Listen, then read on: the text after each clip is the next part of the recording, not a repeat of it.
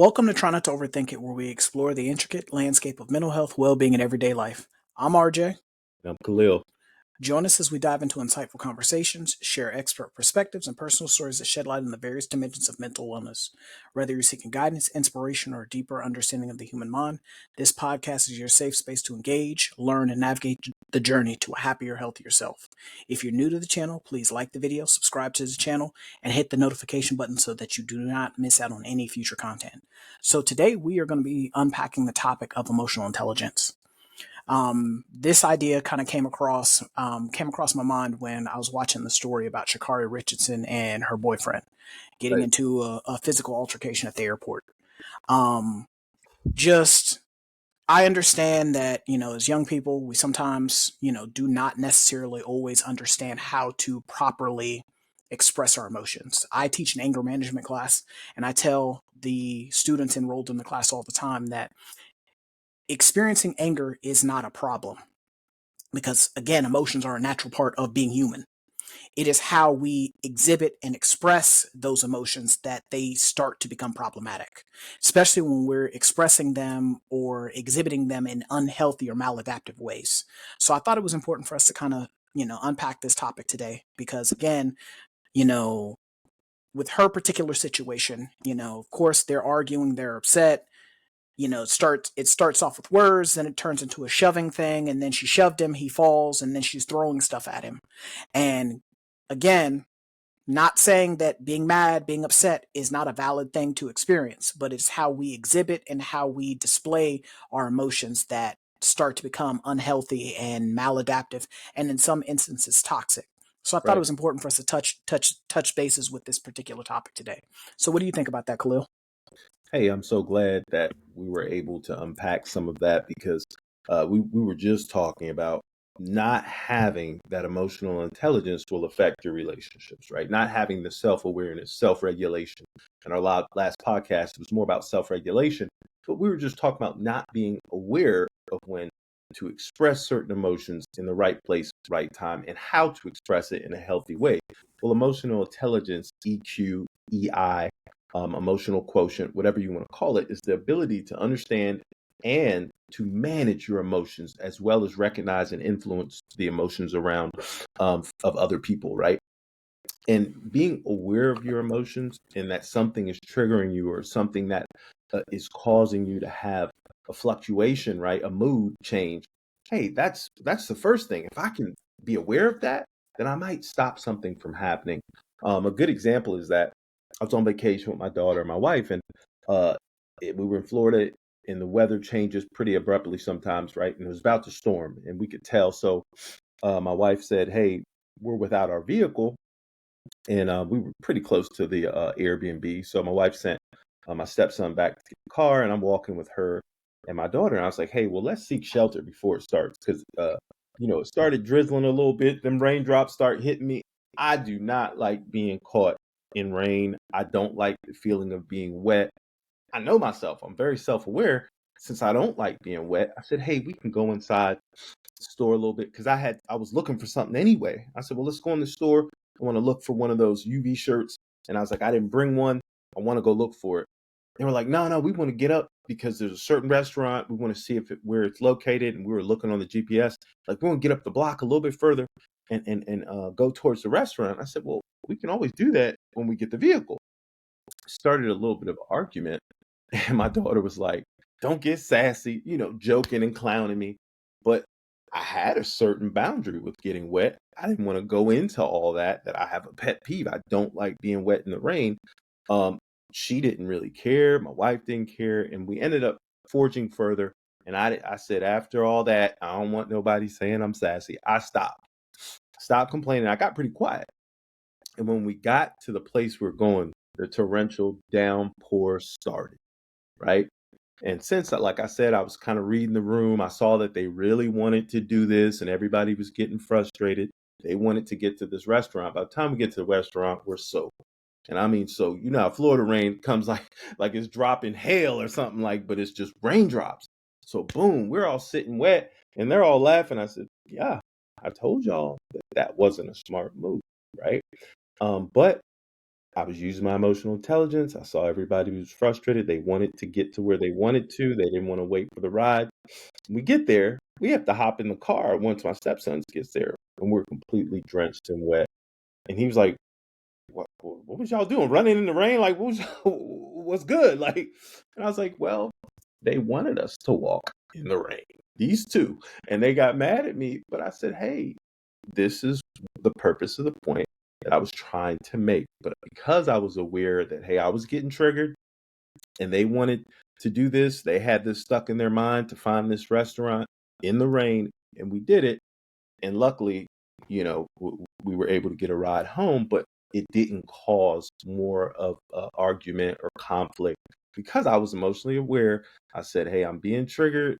Let me be quiet, allow these people to do what they want to do. And yes, I had to get wet in order to do it, but it saved a argument. Yeah, I see. And what I like about what you just explained, right? You touch base on two of the 5 points: self-awareness and self-regulation. When it comes to emotional intelligence, there are 5 key components: self-awareness, self-regulation, motivation, empathy, and social skills. For a lot of us, when we get in our feelings, when we first start getting spooled up, we start getting in our emotions, what we tend to do is the self-regulation and the self-awareness goes out the window. Out the window. I'm mad, and so because I'm mad, I got to get you told.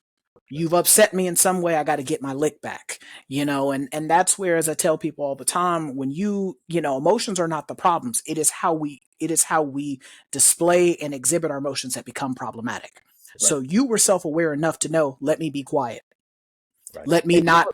What you just said, I don't want anybody to miss it, right? Emotions are good, right? It's how you handle or regulate your emotions. Because I don't want people to think you can't show emotion. Emotions are positive, right? It's about how healthy you manage them and how you display your emotions. RJ just dropped a jewel on you if you don't understand that. That's the difference. We're not telling you not to express your emotions. We're saying how you express your emotions. Absolutely. I mean, for those who are unaware, when you are emotionally intelligent, you are able to pinpoint why you were upset. Right. You are able to pinpoint why you were upset, and then that takes it a step further, but and being able to communicate why you were upset. So you have 2 parts of the same coin. You have emotional intelligence and emotional vocabulary. So the emotional intelligence piece is being able to recognize I'm getting mad or I am mad. The emotional vocabulary is being able to communicate why you are mad. I am mad because ... I am upset because ... I am disappointed because ... When you are able to 1, recognize your feelings, and then 2, be able to communicate your thoughts, your feelings, your emotions in a healthy way, people are more likely to receive them. We talked about that in the episode about conflict resolution, and even in the episode about effective communication.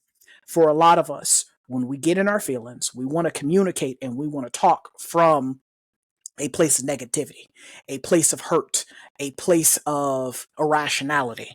But if we're hoping for the other people or other persons to receive what we are communicating to them, especially when it comes to our feelings. For me, I don't speak about things that I don't care about. So if I'm speaking to you about something, I'm speaking to you about it because I feel some type of way. So if I'm wanting you to receive it, I have to communicate it in a healthy way. If I'm communicating to you in an ugly or a hurtful way, you're less likely to receive it. But that goes back to self-awareness. You exhibited self-awareness. You held a mirror up to yourself, and you were able to recognize that there are certain things that are triggering for you. And by being able to recognize your own triggers, rather they be emotional triggers or physical triggers, you're able to prevent yourself from becoming the Incredible Hulk and smashing out. Right. Other things that that you talk about all the time, especially like when we talk about the mindfulness minutes, you talk about being mindful. Yeah, being present. Being present, being focused on what's going on right now. By being mindful and being present about what's going on right now, it keeps you from blowing up and making things worse than what they presently are. So like I tell my clients all the time, write down your feelings. By Yeah. being able to write down your feelings, it makes you more self-aware. By being focused, taking that nugget of wisdom from Khalil, by being focused on being mindful and being present, it keeps you from blowing up. It keeps you from just erupting on somebody. And then most importantly, from Unique, participating in therapy consistently. by Consist. by consistently participating in therapy, you boost your awareness. It's sitting down with a professional where you gain a certain level of insight of, what, it may not always be other people. It may be me. I might be the reason why I always find myself arguing with people, because I tend to catastrophize, or I tend to blow things out of proportion, or I tend to respond to things in an unhealthy or negative way. And that's where, as I said before, sometimes we have to sometimes stop. And one of the things I talked about in the conflict resolution episode was being willing and being able to just pause. Yeah. Sometimes is not the right time to, in that moment, in that second, you don't always have to respond to everything. Like Khalil said, I stopped talking. I Right. stopped talking because I felt myself getting triggered. I recognized I was getting upset. And so, because he recognized himself, he knows himself, as a man that has participated in therapy and as a person that, as a provider, you know, and I tell my clients this. I even had this conversation with my father one time before. Anything I talk about on this podcast, anything I talk about with my clients, I live that. I'm not one of those people that will tell Yeah. you one thing and then do something different. But, Right. Khalil alluded to the fact that he recognized himself getting mad. And so, because he recognized himself getting mad and being triggered, he stopped talking. Right. The Well, look, that's something I learned in therapy, right? Mhm. Not everything deserves a response. The therapist, Absolutely. I remember having a good conversation with my therapist, and I had a male therapist at this time, and he's like, "Well, why did you feel the need to respond?" Right? You got to ask yourself sometimes. Not everything deserves a response. RJ used that in our last podcast, right? When we're looking at certain situations, right, and it seems like things are getting out of hand, it seems like some words are being used that are going to start hurting people's feelings, right? And when someone wants you to respond, right, and they're trying to trigger you to get an emotional response, the best thing is not to respond. Because I told you, when we were out in the middle of rain, they're starting to come at me with all sorts of comments because I had set a boundary, and people don't like it when you set boundaries. I say, I don't prefer to do this. It's not Yep. what I would like to do. People don't want to hear that, right? Because they want you to do what they want to do. And when I set that boundary, then I start getting, oh, now you're getting sassy. Da, da, da, da. That didn't affect me because I'm very comfortable with my manhood. But at the same time, I said, hey, that means it's time for me to get quiet. It's time for me to reflect, start looking at me and regulate my behavior, my emotions. Absolutely. And for a lot of us, we have to practice that more often. And I tell people that all the time, and I've said that several times on this platform. We have to start practicing just shutting up. You Yeah. don't always have to go back and forth with people. Sometimes the best response is no response. And it allows you from saying things that you got to apologize for. It allows you to keep from doing things that you have to apologize for. And it sometimes allows you to regulate your emotions. Because for most of us, our initial response is not the appropriate response. That's of our flesh. It's of our flesh. That's the enemy trying to work his way out there into the world, is by getting you to just respond impulsively or reflexively.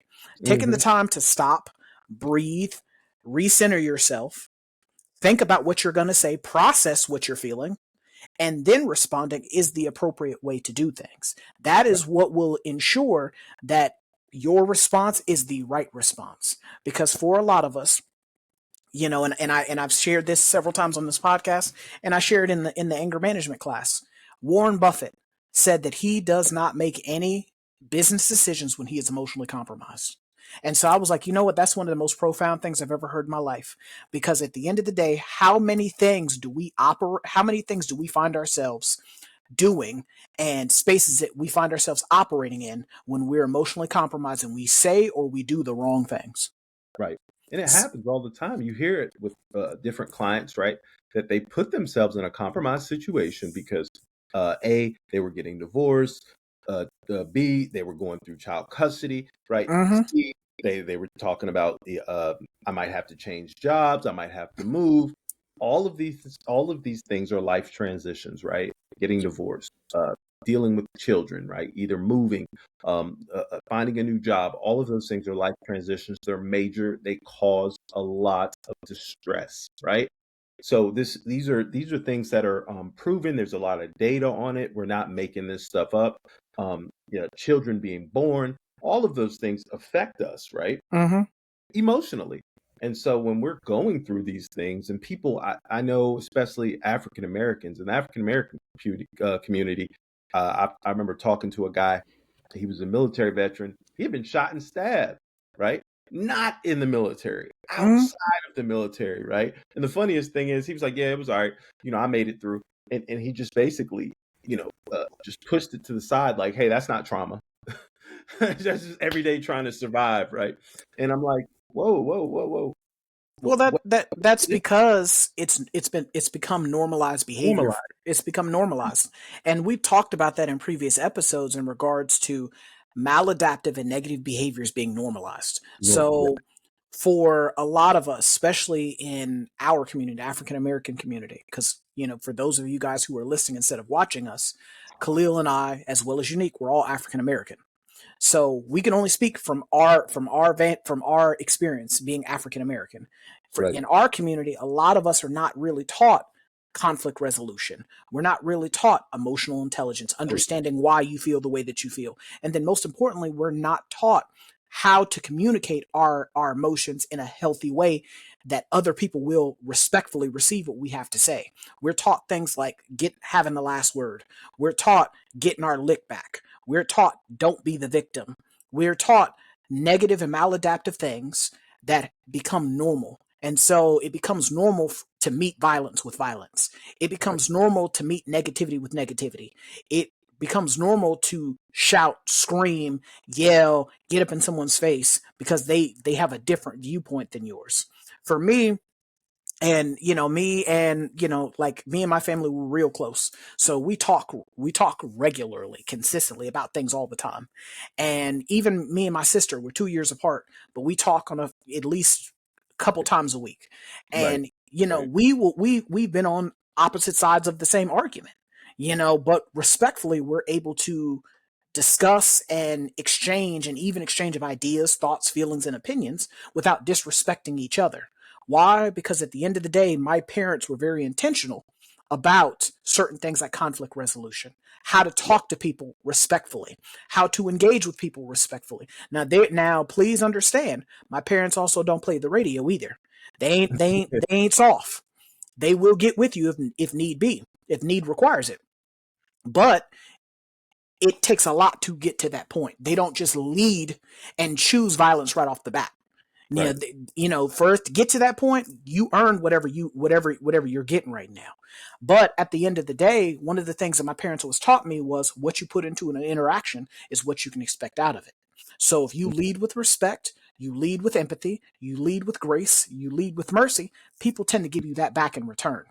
Versus when you lead with ugliness, you lead with negativity, you lead with hatefulness, people tend to match that energy. And that leads me to my next point about empathy. Empathy is not just about feeling bad for someone. Sometimes you just have to shut the hell up and listen to understand and not to reply. Right. For a Listen to lot of us, that's what not we to do. reply. Yeah. Active listening skills. Yep. Yeah, active listening is a superpower. For a lot of us, we're just I'm taking in what you're saying, but I got to respond. I got to get my lick back. You said something that bothered me, that rankled my spirit, and because it rankled my spirit, now I got to respond back. And so sometimes the best thing for you to do is just shut the hell up. Let the other person get all of their stuff out, Hmm. and they're more likely to pay it back in kind. And I've spoken about this individual several times on this platform, Daryl Davis, Yeah. how he was able to get people to leave the Klan. Now him being an African American man, he could have easily gone back and forth with someone who's a part of the Ku Klux Klan, of the everything that they believe is incorrect and everything is wrong. But what he did was, instead of matching hate with hate, he matched hate with grace, mercy, and patience. He sat, received everything they had to say. They were then willing, because he was open to receiving what they had to say, they were then willing to receive what he had to say. So one conversation turned into two conversations, two turned into four, and before you realize it, a cognitive dissonance occurred. For those Right. of you who are unaware of what a cognitive dissonance is, it is where your personal beliefs do not match what is going on with reality. Mhm. So they were able to recognize everything that I had been indoctrinated with in regards to people of color or people who do not look like me, being this way. That's not true. It can't be true. So then they started having a conscientious debate, and internally with themselves, and then before you realize it, they had started to develop a deeper connection with this man who was the opposite of everything that they had been taught to believe. And Straight up. then at that point they were willing to turn their lives around. So that's where, as I said before, when you have empathy and you're willing to lead with grace and mercy, people tend to be willing to engage, and even with tough or conversations of discourse, they're willing to engage you respectfully and in a healthy way. Right. Well, look, what you just described is a part of emotional intelligence, right? The relationship management. You know Hmm. how to develop and maintain good relationships, communicate clearly, and inspire and influence others, right? That ability to influence comes when you can have a conversation and you're not yelling, screaming, and you're actively listening. You're not just listening to respond, right? One of my favorite things, I think, that gets ignored when people talk about emotional intelligence is that if you've ever read the book, The Outlier, Hmm. one, yeah, the guy, he talks about one of the smartest gentlemen. He had a Einstein type IQ, but he came from a lower socioeconomic family, and he gets into college, right? Doesn't fill out his FAFSA correct, right? Doesn't make connections, right? He's not networking. He's just going in there. Let me blow through this work because the work's going to be easy, right? And I'm just going to use my IQ, right? Which is Hmm. your intellect, right? And a lot of people are intelligent. That's not the problem, right? But it's the EQ, right? Your IQ can only take you so high. Yep. And and I work in a field when I do consulting, and I'm working in a field and you're working around these engineers and stuff like that, and I'm getting to talk to them. I'm like, wait. You got the book smarts, but you're lacking some, what I'm saying, some other things that go along with that. Not just, and not saying they don't have common sense or street smarts or anything like that, but there's some other things you're missing, right? And usually it's the emotional intelligence, right?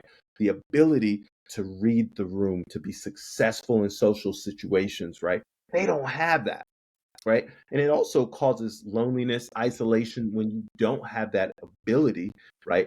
To be comfortable around other people. And so the gentleman we were talking about in the book, The Outlier, please read it if you've never read it, right? He couldn't be successful. He comes to find out he's looking um, uh, for his second semester in college, and he's realizing that his parents and him didn't really sit down and fill out the FAFSA correctly, so he didn't have the money to go to school. Now, somebody with a high IQ, you should have all the scholarships. You should have been talking to professors to get these merit scholarships. You should have been working for the professor, helping grade papers, because there's so many different grants they have for you if you do, or if you're a teacher's assistant, because he was intelligent enough to do that. But he didn't get any of that because of the social skills, right? And it was sad because he's Einstein intelligent. We need this guy working for us in our government, right? We need somebody like this, right? Well, he couldn't get to where he should have been in his life. He ended up dropping out. And when they interviewed him, he had all these justifications and excuses. But the main thing that you get from that book is you've got to be able to network. You've got to be able to have some social skills, right? And you might not be the best, socially aware or best person to do that, but putting yourself in the right positions, networking, right? That helps build the success you get from being emotionally intelligent, be able to manage your emotions, right? Because another part of the story I didn't tell is he got upset when things didn't go his way. He got very upset. He started yelling at a professor. I remember him saying he was just gruntled about his grade, and He didn't get the FAFSA. He didn't know how to go in there and talk to the people who were working as the advisors. All of that stuff just came out at one time, and he broke down, and he ended up leaving school.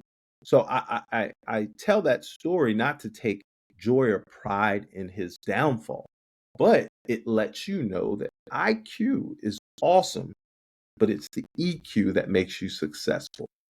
Absolutely. I mean, I agree with everything you just said. Like, what people have to understand is the IQ will get you to where you want to be. Your EQ is what will keep you there. The Yes. social skills, as you alluded to, the social skills and knowing how to read the room are a completely underrated skill. Right. The skill of knowing when to speak and when to stay silent, being able to engage and navigate and push and pull. It's like, the flowing of tides. It comes in, it comes out. Yeah. Being able to engage with other people and building influence and trust through the emotional intelligence is going to be paramount if you are going to ever be successful at the highest level of anything. Because, and I tell people this all the time at work. I'm only as successful as the relationships that I have around me, the relationships that I'm a part of. I can only do the things that I do because of the networking, the conversations that I have with other managers or other departments or other programs. So I always try to do good business because Yeah. when you continue to do good business with people, people are more likely to continue to do business with you versus you burn them or you treat them like they're disposable or you're disrespectful. Because then at that Right. point, people are like, hey, you can kiss my ass. I ain't got nothing for you. But for me, that's where, again, people have to understand that having an emotional intelligence, it is like having a superpower. There are so many great people. You look at former President Barack Obama, he had a high emotional intelligence. So he was able to resonate with people, even people from other countries, people that didn't look like him, people that were not from the same place as him, people that didn't even speak the same language. Those things, become negligible when you have a high emotional intelligence and being able to Exactly. connect with people. It helps you navigate conflict, it helps you deal with criticism, and it allows you to impart change with grace. For a lot of us, we struggle with engaging and operating in spaces, even with people that we don't really fool with, because we don't have high emotional intelligence. Yes. And you notice when you brought up Barack Obama, I started smiling because literally everybody said, oh, he's so charismatic. He was a charismatic leader. Well, sometimes you might want to take that as an insult, right? Oh, he had this ability to move the crowd. And well, no, that's a part of his emotional Yep. intelligence. Let's not downplay his skill. He was very socially aware. He was very aware of his emotions. He didn't react off his emotions. We talked about that in the last podcast, where your limbic system is what controls your emotions. You notice people, and I'm not going to get into our current president, but you notice people who react to everything, respond to everything. And then, hey, a lot of their cabinet has to come in there to clean it up. That's not showing good emotional intelligence. Good emotional intelligence, you're not going to react with your limbic system. You're going to sit down, you're going to get your advisors, right? And you're going to think before you speak, because hey, there's going to be a lot of people recording your response. That shows the emotional intelligence, and not saying one person's better than the other person or this political party was better than any political party, because like I said before, until I got knowledge of finances, I see why people vote the way they vote, right? And we're not going to get into that, but that's true. So Mm-hmm. knowledge, but I could not get that knowledge without the emotional intelligence, knowing who to talk to, sitting down with financial advisors, understanding what tax credits look like in the long run and what short-term options you can use with your money, right? Only reason why I got into that environment is by emotional intelligence. I didn't get in there with my IQ because I'm not the smartest tool in the shed, right? But I got in there because I'm socially aware and I realized who to talk to. And I wanted to get into that as well. When you're a person, like we use the example of Barack Obama, but there's been so many through the years that have developed a large social following, right? People who are willing to support them. Well, when you have good emotional intelligence, you'll notice in certain jobs, people move up fast. And I'm not talking about nepotism. I'm not talking about people who, um, paid their way up front or whatever, or did things that were, very lower vibration to get into their positions of power. I'm talking about people who did have that charisma, who were able to be good networkers and talk to the people who they needed to talk to, and they got themselves promoted, and they put themselves in the right flow of things to be able to get those promotions, right? And so people say, oh, well, they were just kissing ass, right? No, they knew who to talk to.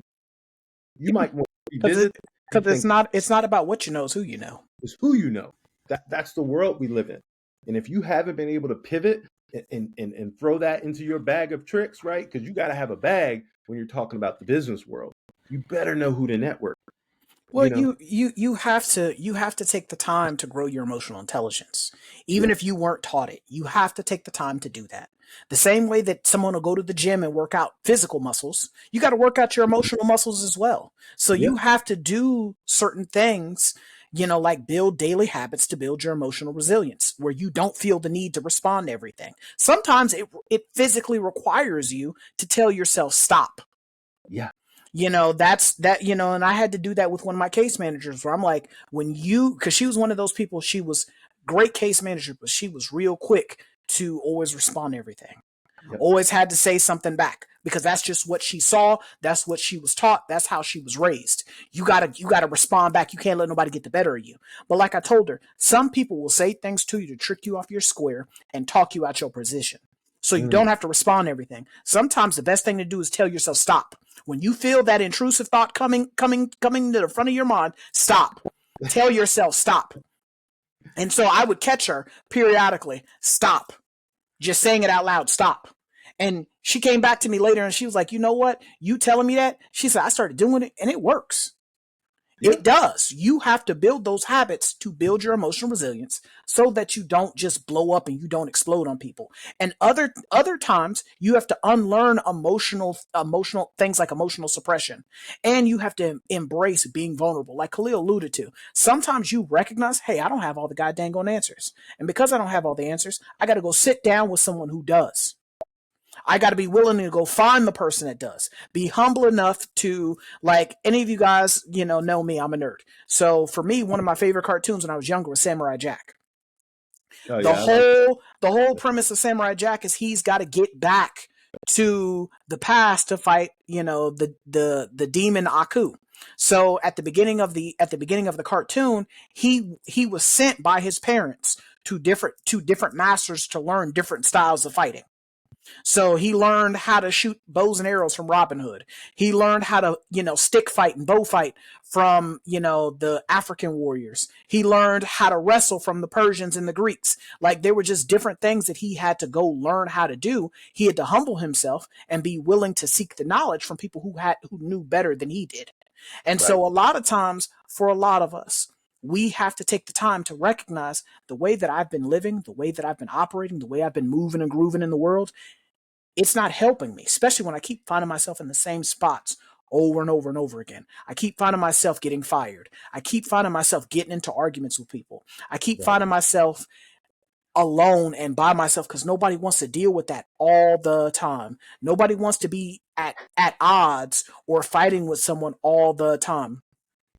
But that brings me to my next point about red flags for low emotional intelligence. You will have where people will try to gaslight you. People will be, always lacking accountability. They never want to stand on what they said or what they did, and then they're super defensive. very, Those people right there, you need to stay the hell away from those people because you will find yourself emotionally drained, mentally drained from dealing with them all the time. Some people are just emotionally immature, and that's fine. You know, for me, when a person reveals themselves, in the words of the incomparable and honorable Maya Angelou, when a person reveals themselves to be who they are, believe them. When a person shows you that they're emotionally immature, with, the slightest offense, they're up in your face, they're screaming, they're yelling, they're always trying to loud talk you, they're being ugly when they talk to you, hey, believe them and handle them accordingly. right, Give them a wide berth. All you can do is point out their behaviors to them the first time. After that, and they continue to do the same thing, at that point start to distance yourself from them. Because as I've shared on this podcast before, for a lot of us, we don't realize that when we spend enough time around people, we pick up their habits. Yeah, We real. pick up the we pick up their beliefs. We start to talk like them. We start to act like them. We start to, pick up, certain ways of saying certain Mannerisms, words. We right? pick we all of those things are absorbed into us and don't even realize it. So for me, I only try to surround myself with winners and people who are going places and people who are positive individuals because iron sharpens iron. I'm not going to hang out with someone who is not going to contribute something positive and uplifting to my life. And that's where, again, you got to recognize those red flags. And when you recognize those red flags of gaslighting, people being defensive all the time, people lacking accountability, never want people to tell them about themselves, because there's a difference between providing constructive criticism versus someone hating. Most people tend to think that they're the same thing. They're not. They are actually not the same thing. You can communicate with someone and tell them, because the difference between the two of them is this right here. Someone who is hating will tell you that your idea is stupid or that it's a bad idea, but never give you any guidance in what to do to be That better. Whereas right. someone who is providing you constructive criticism will tell you that your idea is bad, but then also offer you instructions on what you can do to tweak it to make it better. Hmm. So for most of us, when we lack emotional intelligence, we tend to think that, a person's hating. No, sometimes people have been there and they've done that and they got the t-shirt and the postcard from it. So That's they're trying to it. save you from making a mistake that they've already experienced. Exactly. Some of that that you talked about, I don't want to brush through it because it's imperative that people start to pick up on some of this, man. I remember my mother, she would always reinforce to me, hey, you are the company you keep, right? Absolutely. You're around these people and you're picking up on, like we said, these habits, right? And they're habits. I remember being young and working at a job. It was my first time really having a job in construction, and some of the people were really, really, really good people. I'm never going to say people in construction are bad people, right? But I was young, and I got this job, and I want to represent for everybody in the local 26 electrical union. You know what I'm saying? Washington D.C. They're all over the place, right? The union is an awesome. If you get that experience to be able to join their apprenticeship program, it's awesome. But so I'm around these people and I'm on these construction sites, right? And I'm young, and I start realizing I never worked that type of work before. I did construction, but it's light construction, clean up and this and that. This was actually hands-on construction.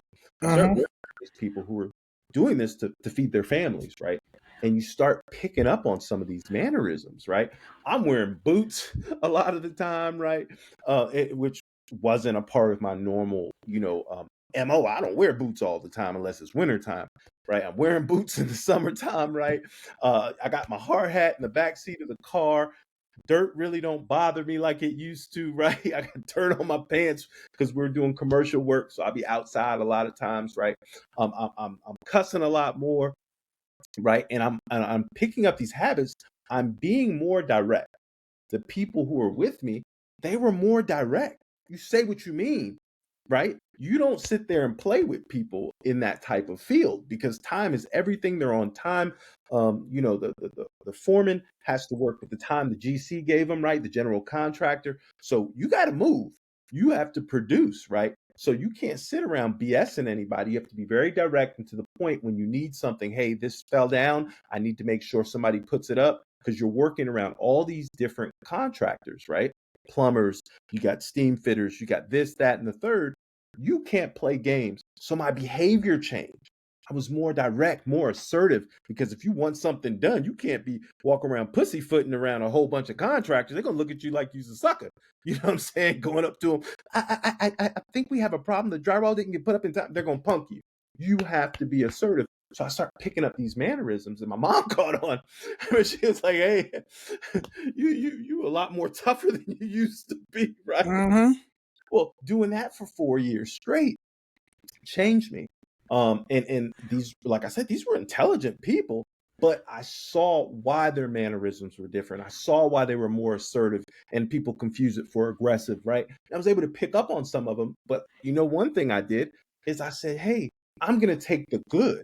I didn't pick up on the negative things. At sometimes on a break in the job, some guys are drinking, or some guys would be hiding in the roof, in the ceiling, smoking joints. Right? I didn't want to pick up on those behaviors. I already had those behaviors when I was 25, 26. Right? I didn't need to pick up on any of that. Right? But I took the good. Right? And I was able to kind of distinguish. And with younger people, I don't think they realize that we are influenced by our environment. And if you can't take the positives from your environment and you only take the negatives, then you're not going to go far. Because one thing from my younger years, right, not being somebody who came from a rich family, and you pick up on some lower class things, right? So everybody's, oh, this is negative. No, the hustle I picked up on. You know what I mean? My grandmother, my mom, these folks had two jobs because they didn't have a lot of money a lot of times, right? Or they Mm-hmm. had sure they worked 12-hour days. They had to hustle, even from some people in the lower income neighborhoods, right? Where they were hustling, some illegal, right? But they were hustling. You pick up on that.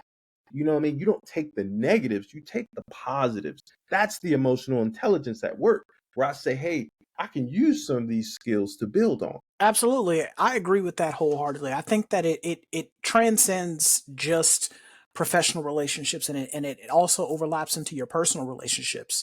You have to understand, by having an emotional intelligence, it makes you better at being able to understand love languages of your significant other. It Right. allows you to be able to communicate through the conflict, because you're not always going to agree with your significant other. You're just not. Doesn't matter if it's your husband, your boyfriend, your girlfriend, your side piece, your boo thing, whatever it is. If you cannot, have an emotional intelligence, you're not going to be able to communicate effectively. You're not going to be able to engage and navigate through the tough times, because things are not always going to be good all the time. But one of the things that stands out to me the most is, for individuals who do not have a high emotional intelligence, they are not able to create a space for emotional safety and growth. Right. When you have a high emotional intelligence in relationships, you are able to create that safe space where your partner feels comfortable talking to you about anything. There is no hiding, there is no lying, because I feel comfortable talking to you about things. I feel comfortable coming to you with things. I feel comfortable with bearing my soul to you, knowing that you're not going to attack me, knowing that you're not going to use my moment of weakness against me, knowing Right. that you're going to uplift me instead of beat me down. Like, that is what creating a space for emotional safety, and most importantly growth, that's what that looks like.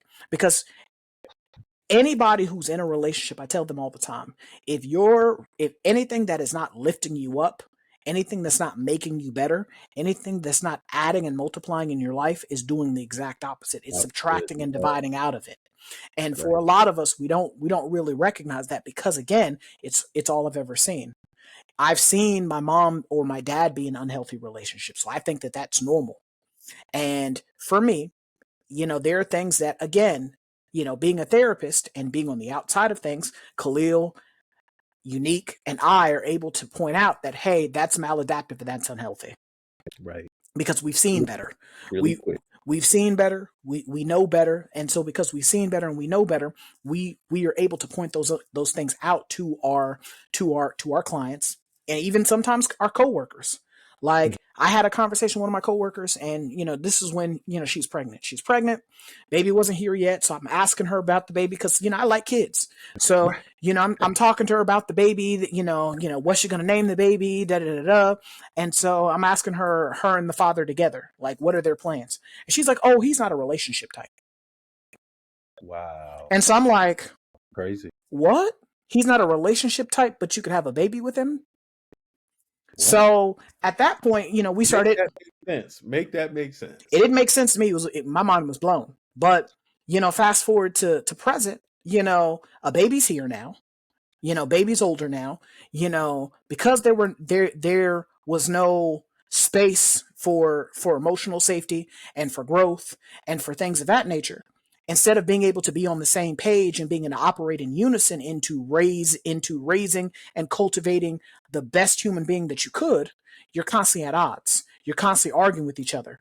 And then in some instances, it's even gotten to the point to where they've gotten physical with each other.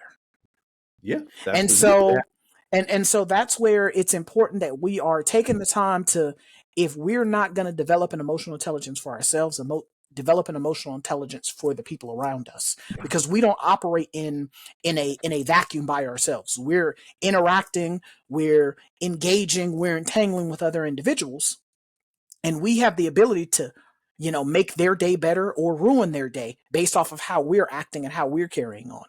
But that, you know, that also domino effects into our workplace. You know, by having an emotionally intelligent team led by an emotionally intelligent leader, people will recognize that productivity goes up because people actively want to come to work. And when people actively want to come to work, they enjoy coming to work. They enjoy working with the people that they're working with. They look forward to coming to work. Guess what? They're going to put in the work. They're going to work harder than they would if they didn't want to be here. Versus Exactly. when you have a toxic work culture. When you have a toxic work culture, people don't want to come to work. When they do come to work, they half-ass it. And when they're half-assing it, stuff isn't getting done. You're having to do it 3, 4, 5 times because it was barely done correctly the first time. And that's where certain skills like, having an emotional intelligence, being willing to navigate and engage with people in a healthy way is so important, because it doesn't just work in one facet of your life. It works in all facets of your life. And that's where, for me, as a therapist and as a man, I had to put time, effort, and energy, because for us as men, we're taught you got to be strong, you got to be hard, you got to be made out of stone. Crying is for the weak. Being Right. overly emotional makes you soft. No, I can't be a healthy partner. I can't be a healthy leader. I can't be a healthy father if I'm Can't not be in touch anything. with my emotions.